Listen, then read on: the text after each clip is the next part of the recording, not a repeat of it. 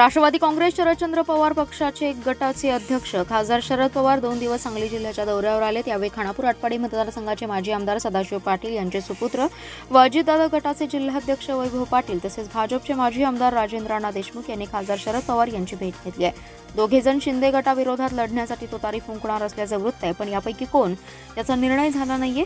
मात्र या दौऱ्यामुळे शरद पवारांनी महायुतीला मास्टर स्ट्रोक दिलाय। दरम्यान राजेंद्र अण्णा देशमुख यांनी भाजपने खानापूर आटपाडी विधानसभा मतदारसंघ शिवसेनेला विकल्याचे गंभीर आरोप करत भाजपला सोडचिठ्ठी देत राष्ट्रवादी शरद पवार पक्षात प्रवेश केलाय।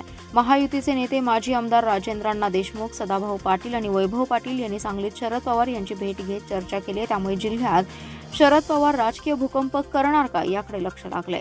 या भेटीने भाजप आणि अजित पवार गटाला जोरदार धक्का बसलाय। राष्ट्रवादीचे नेते शरद पवार यांच्या उपस्थितीत शुक्रवारी सांगलीत विविध कार्यक्रम होत आहेत। मात्र पवार यांच्या एक दिवस आधीच गुरुवारी दुपारीच सांगलीत दाखल झाले। राष्ट्रवादी शरद पवार पक्षाचे शहर जिल्हाध्यक्ष संजय बजाज यांच्या निवासस्थानी पवार यांनी पक्षाच्या पदाधिकारी, माजी नगरसेवक, प्रमुख कार्यकर्त्यांशी संवाद साधलाय। यावेळी त्यांनी सांगली जिल्ह्यातील राजकीय स्थितीवर चर्चा केली। महापालिका क्षेत्रातील पक्षाच्या बांधणीबाबतही त्यांनी सूचना केली आहे। यावेळी काँग्रेस नेता जयश्रीताई पाटील, शहर जिल्हाध्यक्ष पृथ्वीराज पाटील यांनी देखील शरद पवारांची भेट घेत चर्चा केली आहे। गणपती उत्सव, नवरात्र उत्सव हे आता इव्हेंट झालेत। सणांचा बट्टाबोळ सर्वांनी केलाय। आपला कोण, परका कोण, वैरी कोण आणि कैवारी कोण हे न कळणारी हिंदू जमात महामूर्ख आहे, असं मत शिवप्रतिष्ठान हिंदुस्थानचे संस्थापक संभाजी भिडे यांनी व्यक्त केलंय। सांगलीत घटस्थापने दिवशी पहाटे सांगली शहरातून परंपरेप्रमाणे दुर्गामाता दौड काढण्यात आली। दुर्गामाता मंदिरात दौड आल्यानंतर या ठिकाणी ध्येय मंत्र, प्रेरणा मंत्र आणि आरती म्हणण्यात आली। त्यानंतर संभाजी भिडे यांनी धारकऱ्यांना मार्गदर्शन केले। यावेळी संभाजी भिडे गुरुजी म्हणाले, गणपती उत्सवाचा आता चौथा झालाय। नवरात्र उत्सवाचा बट्टाबोळ केला जात आहे। परंपरेत नको त्या गोष्टी सुरू झाल्या आहेत। उत्सवात दांडिया खेळला जातोय। हा दांडिया हिंदू समाजाला चुकीच्या दिशेने घेऊन जात आहे। हे प्रकार बंद झाले पाहिजेत।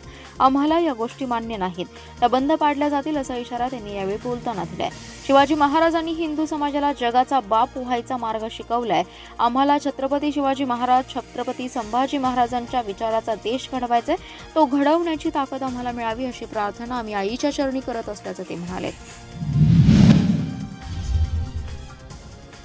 तासगाव तालुक्यातील शिरढोण तासगाव कराड असा विजापूर गुहागर हा महामार्ग झाला। या रस्त्यावरून वाहतूक देखील सुरू झाली आहे। या मार्गासाठी ज्यांच्या शेत जमिनी घेतल्या आहेत त्यांना अद्याप मोबदला मिळाला नसल्याने शेतकऱ्यांनी तासगाव तहसील कार्यालयासमोर लाक्षणिक उपोषण केले।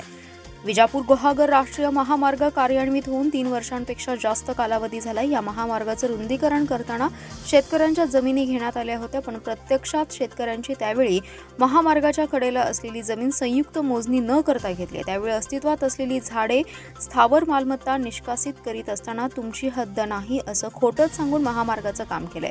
मोबदला मिळावा यासाठी मिरजेच्या प्रांताधिकाऱ्यांना निवेदन देखील देण्यात आलं होतं, पण यावर कोणतीच कारवाई झाली नाही। या महामार्गासाठी घेतलेल्या शेतकऱ्यांच्या जमिनीची मोजणी करून जेवढी जमीन अधिगृहीत झाली आहे तेवढ्या जमिनीचा मोबदला आणि दिलासा रक्कम तातडीने द्यावी, अन्यथा लोकशाही मार्गाने आंदोलन तीव्र करू असा इशारा यावेळी देण्यात आलाय। या आंदोलनात कॉम्रेड उमेश देशमुख, सतीश साखळकर, प्रभाकर तोडकर, सुनील पवार, राजेंद्र वाटकर, नामदेव चव्हाण, विजय एकोंडे, सिकंदर पठाण, रावसो पाटील, A.B. जमदाडे, गजानन जमदाडे, पंकज जमदाडे आदी जण उपस्थित होते। दुपारी आलेल्या अवकाळी पावसाने आणि गारपिटीने द्राक्ष बागायतदार शेतकऱ्यांचं मोठं नुकसान झालंय। त्यामुळे तात्काळ पंचनामे करण्याचे आदेश देऊन शासन स्तरावर मदत मिळण्यासाठी प्रयत्न करावेत अशी मागणी जिल्हाधिकारी राजा दयानिधी यांच्याकडे तासगाव विधानसभा क्षेत्र भाजपचे अध्यक्ष प्रभाकर पाटील यांनी निवेदनाद्वारे केली आहे। दरम्यान गुरुवारी रात्री उशिरापर्यंत प्रभाकर पाटील यांनी पडत्या पावसात नुकसानग्रस्त द्राक्ष बागांची पाहणी केली। बुधवारी दुपारी मणेराजुरी परिसर आणि सावळी परिसरात झालेल्या गारपीट आणि अति पावसामुळे शेतीचं मोठं नुकसान झालंय। द्राक्ष बागेतर शेतकरी मोठ्या प्रमाणात अडचणीत आलाय। प्रभाकर पाटील हे रात्री उशिरापर्यंत या परिसरातील द्राक्ष बागांची पाहणी करून शेतकऱ्यांना धीर देत होते। त्यांनी रात्री तहसीलदार आणि संबंधित कृषी अधिकाऱ्यांशी संपर्क साधला होता। गुरुवारी दुपारी त्यांनी जिल्हाधिकारी दयानिधी यांची भेट घेऊन या संदर्भात निवेदन दिले। तासगाव तालुक्यामध्ये ठिकठिकाणी सोसाट्याच्या वाऱ्यासह मोठ्या प्रमाणात अवकाळी पावसाने गारपीट झाली आहे। यामुळे तासगाव तालुक्यातील द्राक्ष बागा आणि सर्वच पिकांचं मोठ्या प्रमाणात नुकसान झालंय। अवकाळी पाऊस आणि गारपिटीमुळे शेतात पाणी साचून राहिल्याने हातातोंडाशी आलेलं पीक वाया जाण्याची दाट शक्यता निर्माण झाली आहे। शासकीय स्तरावरून सदर झालेल्या शेती पिकांच्या नुकसानीचा पंचनामा तात्काळ होऊन त्याचा अहवाल लवकरात लवकर शासनाकडे सादर होणं अत्यंत आवश्यक आहे। तसेच सदर झालेल्या नुकसानीची शेतकऱ्यांना नुकसान भरपाई देऊन त्यांना आर्थिक संकटातून सावरण्यासाठी मदत करण्याची मागणी निवेदनाद्वारे करण्यात आली आहे. राष्ट्रवादी काँग्रेस शरदचंद्र पवार पक्षाचे प्रदेश अध्यक्ष जयंत पाटील यांनी गेल्या 5 वर्षात आपल्या मतदारसंघात केलेल्या विकास कामाचा लेखाजोखा आम्ही कार्य अहवाल या पुस्तकाच्या रूपाने मतदारांच्या समोर ठेवत आहोत. उलटसुलट टिप्पणी करणाऱ्यांसाठी हा कार्य अहवाल म्हणजे एक आरसा असेल असा टोला युवा नेते राजाराम बापू साखर कारखान्याचे अध्यक्ष प्रतीक पाटील यांनी दिलाय. लोकांमधले लोकांसाठी जयंतराव हा या पुस्तकेचा घोषवारा असल्याचंही त्यांनी सांगितलं. इस्लामपूर येथील राष्ट्रवादी भवनमध्ये घटस्थापनेच्या शुभ मुहूर्तावर कार्य अहवाल या पुस्तिकेचे प्रकाशन करण्यात आले. या प्रसंगी ते बोलत होते. प्रतीक पाटील पुढे म्हणाले, राज्यात जे नव्हे ते माझ्या तालुक्यात मतदारसंघात हवे या विचाराने आमदार जयंतराव पाटील यांनी गेल्या 35 वर्षात या मतदारसंघात विकास कामांचा डोंगर उभा केला. या मतदारसंघातील जनतेने 1990 साली त्यांना पहिल्यांदा विधानसभेत पाठवलं. त्यानंतर 7 वेळा या मतदारसंघाचे प्रतिनिधित्व करताना त्यांनी राज्याच्या मंत्रिमंडळात अर्थ, गृह, ग्रामविकास, जलसंपदा या मंत्रिपदाची जबाबदारी सांभाळताना राज्याच्या प्रगतीत मोलाचे योगदान केले. महाविकास आघाडीच्या सरकारमध्ये सांगली जिल्ह्याचे पालकमंत्री म्हणून काम करताना त्यांनी जिल्ह्यात मॉडेल स्कूल आणि स्मार्ट PHC सारखे राज्याला आदर्शवत उपक्रम दिल्याचंही ते म्हणाले. अंकली टोल नाका ते बसवान खिंड रस्त्यावरील जैनापूर येथील विजय धाब्यासमोर पायी चालत निघालेल्यांना भरधाव वेगाने आलेल्या 4 चाकी अज्ञात जीप वाहनाने पाठीमागून ठोकर दिल्याने मिरज येथील एक तरुण जागीच ठार झालाय तर एक जण जखमी झालाय. हा अपघात काल मध्यरात्री 12 वाजण्याच्या सुमारास घडलाय. प्रेम विजय गोसावी असं ठार झालेल्याचं तर विजय बाबू गोसावी असं जखमी झालेल्या तरुणाचं नाव आहे.